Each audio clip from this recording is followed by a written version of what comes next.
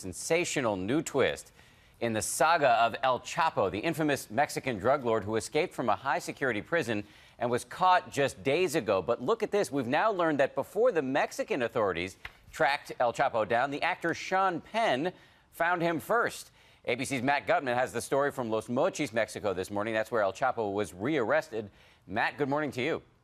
Good morning, Dan. Apparently, Chapo Guzman so badly wanted a biopic made of his life that he invited Hollywood actors Sean Penn and Kate Del Castillo to his mountain hideout. Now, the result was Hollywood, but no biopic for Guzman and a pair of investigations by the Mexican Attorney General's office into those actors. This morning, that stunning new video.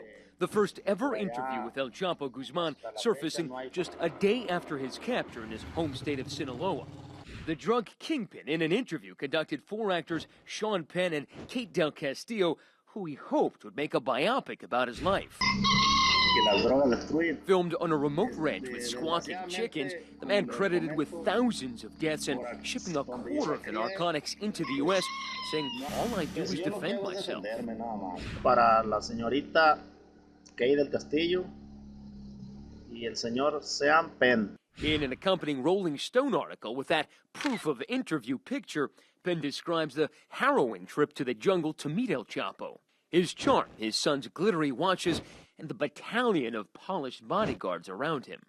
On Friday, Mexican authorities said El Chapo's communications with producers and actors helped lead them to the drug lord. Mexican authorities dragging Guzman in front of the cameras, now saying they may send him off again, extraditing him to the U.S. to face drug and murder charges. He's broken out of two maximum security prisons in his career, most recently last year, escaping through this tunnel built right into his prison cell.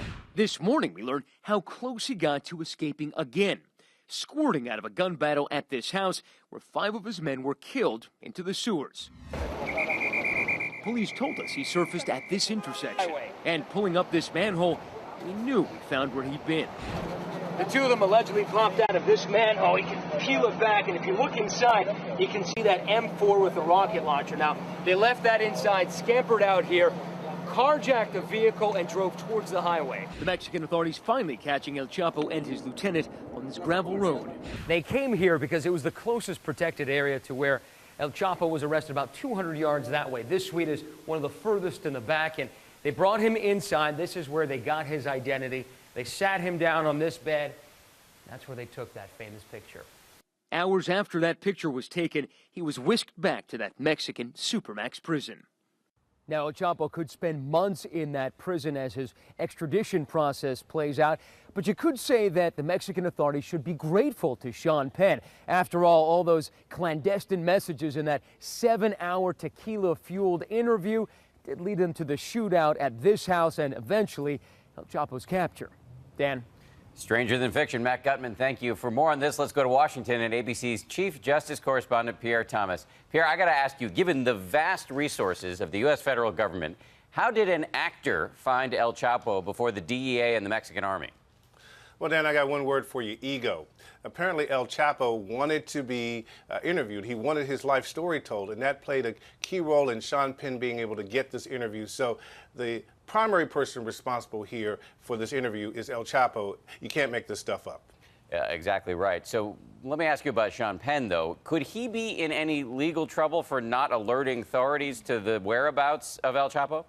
Dan, so far DOJ is not commenting, but DOJ might consider, the Justice Department might consider Sean Penn more of a working journalist in this case, and therefore would not see him as the major issue. I think the key question here is El Chapo's actions may have led to his own capture, in the sense that he gives an interview in which he acknowledges being a violent drug offender, a violent drug cartel leader. Pretty stunning, and I can guarantee you the Department of Justice will be seeking to get that into evidence if he's ever extradited. Right, so Sean Penn's interview could become useful evidence in the legal case against El Chapo. And speaking of that, the Americans have long wanted to extradite him to face justice in our court system, and it now looks like the Mexicans are finally going to agree.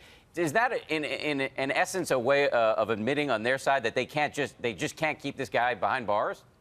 Well, you know, it's unclear, but they may have decided that keeping him in jail is difficult.